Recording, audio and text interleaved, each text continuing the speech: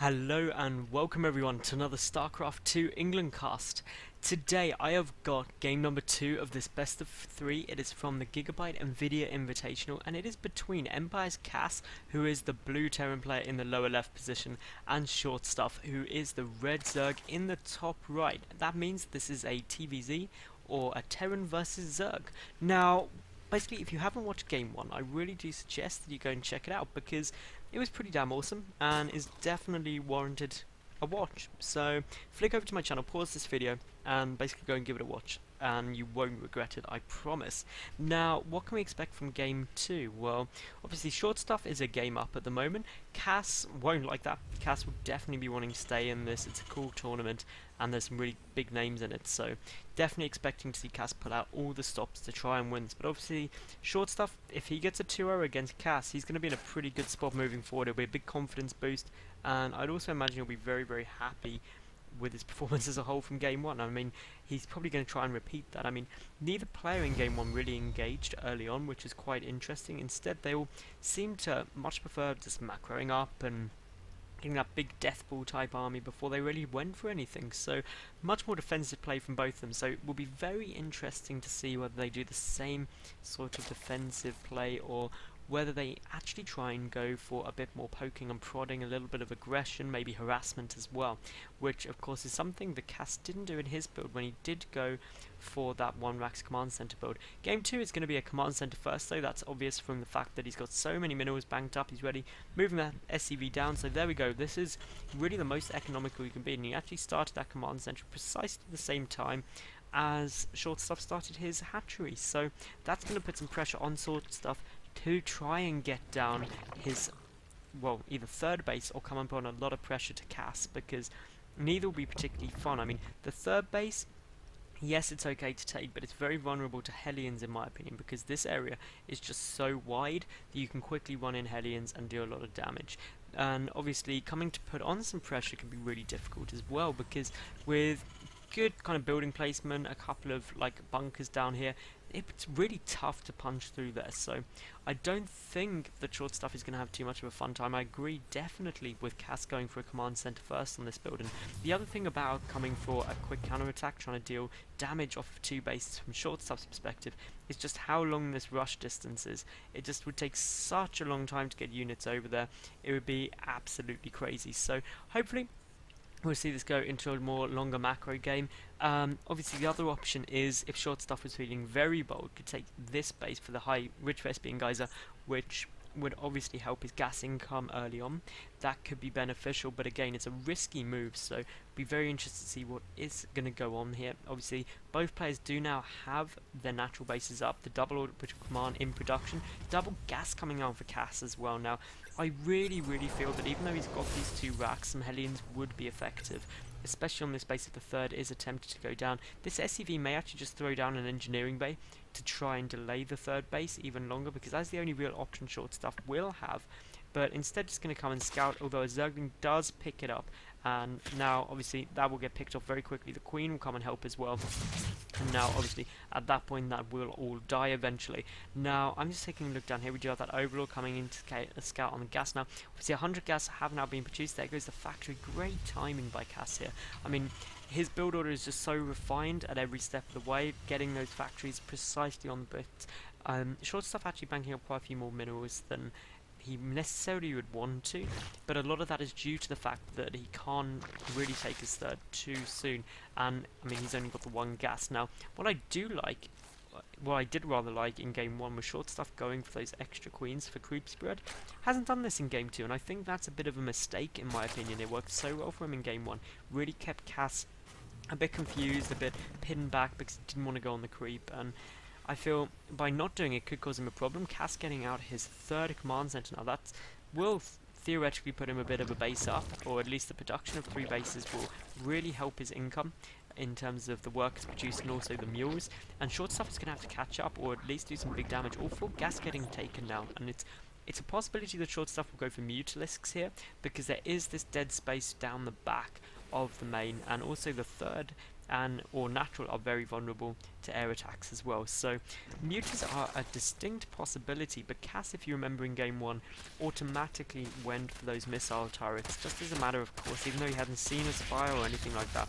Hellions are on the way out. We do have the reactor down, and we've also got Stim just starting, and a reactor coming down on the other racks, just to try and get out some more Marines really to deal with this. And this building placement is really interesting. It's not going for the complete wall off here, but rather just buying a bit of extra time to try and really defend well. So that's quite cool. I like that. The first Hellions are out, just saying they're putting anything that they can.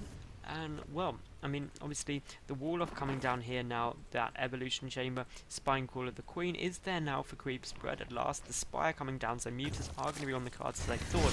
That will help massively dealing with the Hellions. A good little snatch from one of those Hellions there. So that was some really good play by shortstuff. He's showing great control, possibly even better control than Cass is. And Cass trying to get some units, trying to pick some off as best he can. Meanwhile though, he's got that third orbital command. That's going to really help him really power up SCVs, and I mean the only reason he's still ahead now in terms of the mineral income is down to the fact that he has mules, and mules are crazy good. Baneling Nest is coming down, there we go, and that's just a staple. You should always get a Baneling Nest against Terran, because Marines are going to be a big part of their army, unless you're very sure they're going mech, and therefore the Banelings will be exceptionally helpful. And even against mech, if it's Hellion heavy, Banelings are the best way to deal with Hellions in my opinion, short of a lot of roaches. Just a couple thrown in against mech can really help. If you've got the APM to control them separately to your roach ball, then you can just pick off a couple of Hellion clumps very easily and can force your turn opponent to make a mistake. Now the third base coming out for short stuff, but I mean again, as we saw previously, this could be a bit of a problem for him, because I mean he's got no way to deal with these Hellions quickly. There are quite a few on the field, just a couple of hits going off, and this third base is going to be a vulnerability. And if we take a look at the worker count, Cass has caught up miraculously quickly, but mutas are on the way out. Now those mutas are not going to be fun times for Cass, and he is only getting up his missile turrets now. We've got one down here, but literally just the one. We do have the first siege tank in production. We do have siege mode on the way, as well as the 1-1 infantry upgrades. That's compared to no upgrades on the way down yet. Aside from that, +1 air attack, very potent on mutas. That +1 air attack, it really makes them more effective, because it affects their bounce attack a lot more than the other upgrades. So that's always very positive. Some Hellions will get taken down, but we'll now see the mutas are there. That will allow more missile turrets to start construction. Those Marines stimming forward just to buy some more time, and that's going to be very frustrating for short stuff right there, because he's not going to be able to deal with the damage with those mutas that he'd like. Although this one orbital command is possibly looking a bit vulnerable if those mutas were to spot it. Needs to be careful where he engages, because he does not want to get caught under that Marine ball. That would do very significant damage. Now creep spread coming down from that overlord will deny that going down anytime soon. That's going to be annoying. Of course, missile turrets are coming up, but they may not get up in time. We've got mutas coming over. They'll pick off one missile turret for free. That is always good. Those Marines trying to do some damage. Stim does go down, but again, it's only a very small ball of Marines. It's worthwhile engaging that head on. And now, of course, we've just got more and more problems being generated. We've got Marines trying to come back. This muta harassment, absolutely brilliant out of short stuff.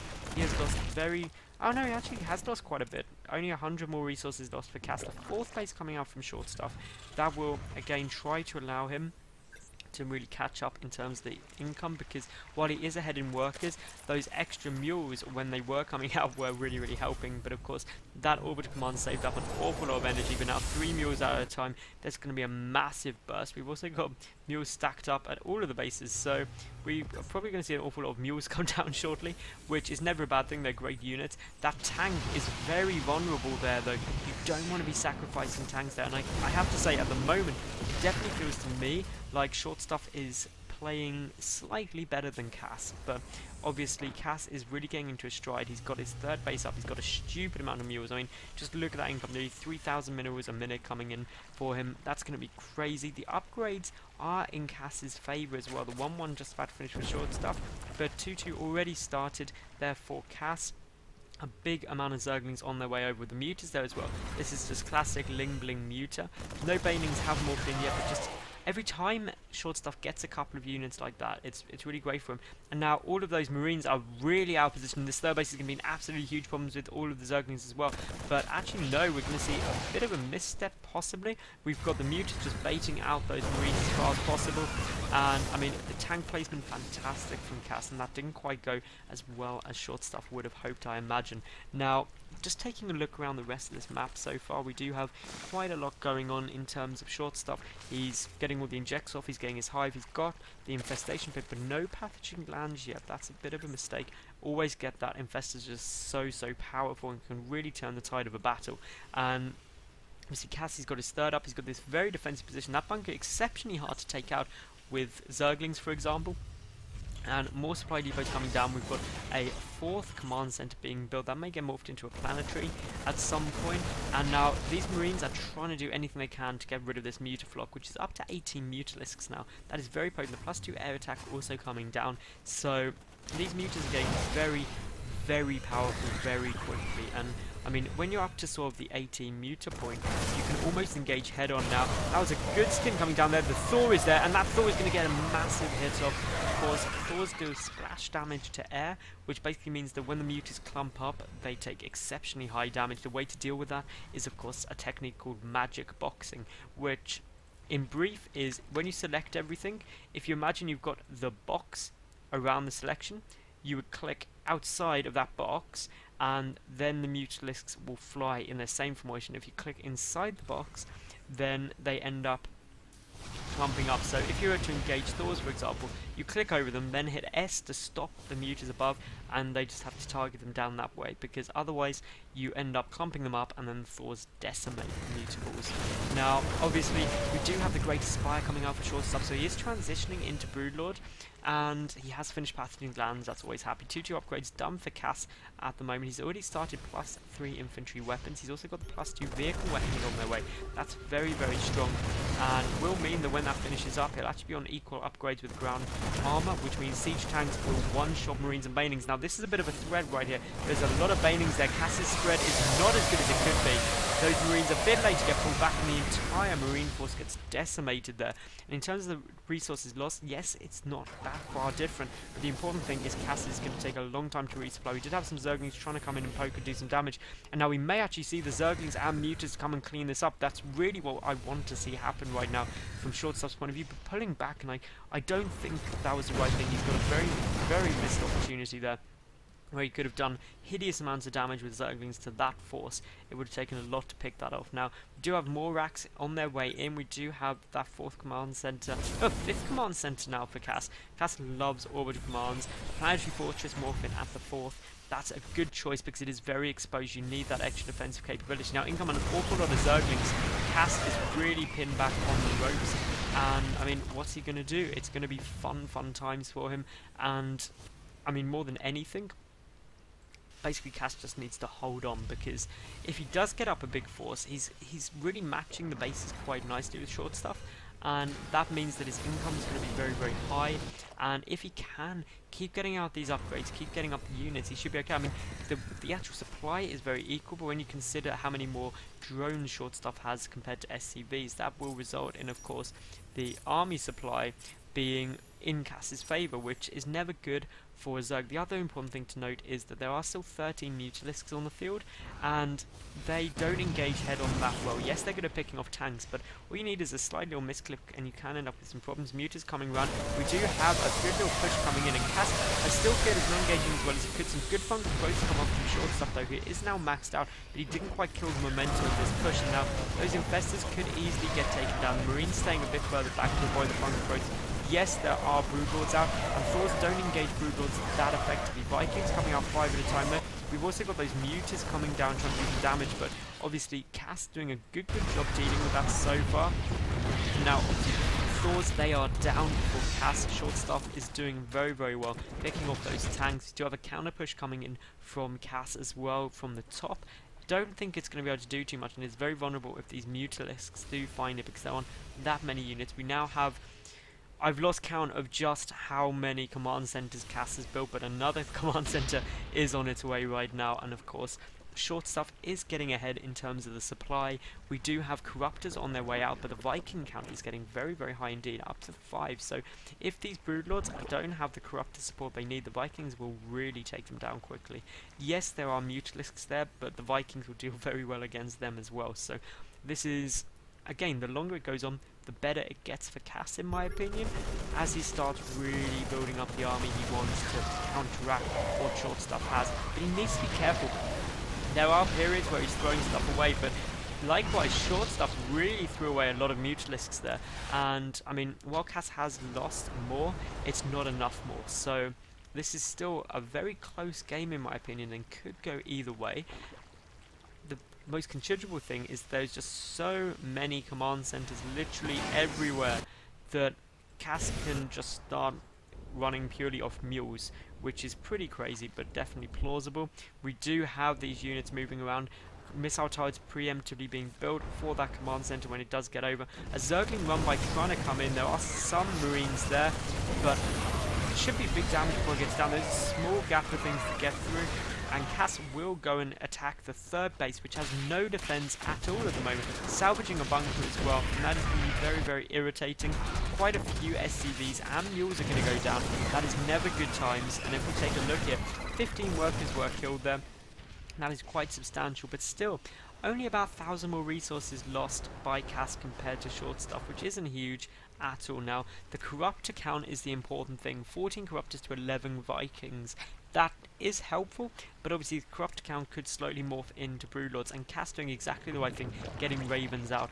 Ravens with Seeker missile basically will decimate this force, because the broodlords can't get away. You end up doing massive damage, splash damage, and it really is an effective solution to this sort of endgame army, especially when it clumps up like that. The big problem with their units is they do stack. Now, this Zergling run-by will do an awful lot of damage. This base will probably be forced to cancel the Planetary Fortress upgrade and lift, because that's all you can do. Kas is very, very on the ball, though. That was lightning quick reflexes, even for a pro gamer, so who can say anything else? I mean, Kas doing well. He is maxed out now. Shortstuff, in my opinion, is playing a risky game by being defensive still. He's got everything he could possibly want. He has a huge number of broodlords. His infestor count is pretty damn high, and he's got enough Zerglings to make stupid amounts of banelings. So why isn't he going for it? Why is he allowing Kas to get everything he needs? We do have a drop coming down in the main here. That'll get cleaned up pretty simply. Hardly any damage done from that. And that does mean that shortstuff pulls 2,000 resources lost ahead now, which is pretty good. I mean, units killed, again, not great for shortstuff. He has lost quite a bit of stuff, but again, with Zerglings being such cheap units, you do end up always seeing more units lost for any of these players. So, I mean, if we look at the incomes, Kas is definitely ahead in terms of the income. We do have essentially everything shortstuff could possibly need, and I mean, at some point we're going to have to see a big head-on engagement of both of these players. It's the only thing that can be done. 6 ravens being produced at the time. That's absolutely crazy. That's going to take the raven count up to like 12, which is legitimately crazy. Now, these broodlords coming in forward, that's going to force an unsiege of the tanks, because otherwise the tanks are just going to shell themselves. But just look at all the numbers here. We do have a scan going off to see exactly what's happening, and there is just so much going on this map right now. I don't even know where to look, to be honest. There's just literally everything, and this is a really insanely good macro game right now. It's pretty much the best endgame composition you could hope for. I mean, you could be pedantic and say maybe shortstuff should have got a handful of Ultralisks just because. This is very, very effective though. Let's use this huge number of banelings to really try and do some big damage, but it has got scouted by that medevac, which I really hope Kas was watching that. Yes, he was, so he should. No, Kas, you didn't see it. Oh, Kas, you're dropping in his main. You might be able to get a hive, but Bane, look at the base he's gone. That was sad times. Oh, Kas, you even saw it with your medevac. I was genuinely sad for Kas there, because that's just unfortunate. Banelings just do so much damage. However, this drop getting cleaned up very, very nicely. Lost tab, again, pretty even, leveling up to about just under 2,000 resources difference in shortstuff's favour. A handful of infested tanks being locked down. That's to soak up the siege tank fire. The Raven count is just ridiculous. 14 Ravens on the field. So we should at some point see just stupid amounts of Seeker missiles, and this is exactly what we want to avoid. Big clump ups at any point. Seeker missiles then become crazy. And you know what's better than Seeker missiles? Literally nothing except mainly Banelings, and I love Banelings, so that would be hard to beat. I hear that little bleeping sound. The infested tones engaging very, very well though, and well, it's good play out of all of these players. We do have that point defense drone, and that definitely came out better for short stuff, but again, only by about 2,000 resources difference, so that is not big when we're talking about 20,000 resources lost. It's about 10% difference, which isn't as significant as I am sure short stuff would like it to be. And short stuff is pretty much struggling in terms of income right now. Cass, he can manage because he's just got so much stuff. He's got bases everywhere. This top base is really all that's missing. We do have some Burrow Banelings. Oh my god, if that Burrow Baneling goes off, it'll literally make my day. Oh, this is the Baneling. Ah, the Baneling.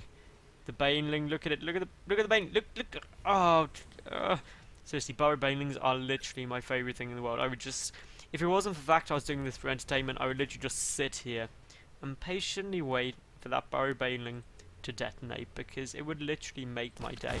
Now we do have another reactor upgrade coming down. What is this? I can't think off the top of my head what that upgrade is for. It must be something obvious. That isn't the battleship upgrade, is it? I don't know. Anyway, we've got a very, very big attack coming in here. I mean, infested turns literally everywhere. They are free. And this is best to look at just without any sense of reason, just looking at just the stupid amounts of air units right now. And this is obviously a very good engagement for short stuff, because infested terrains are free. Everyone likes free things. And those Vikings do need to be careful though of the infested terrains, because there's just so many on the field right now. They can have insane DPS. And there's the GG from Cass, played very, very well, which now has confused me because I thought this was a best of 3. Apparently it's not, it's a best of 5. So I apologise for saying it wrong earlier, but I will see you at game 3 of this series shortly. Catch you any second. Bye for now.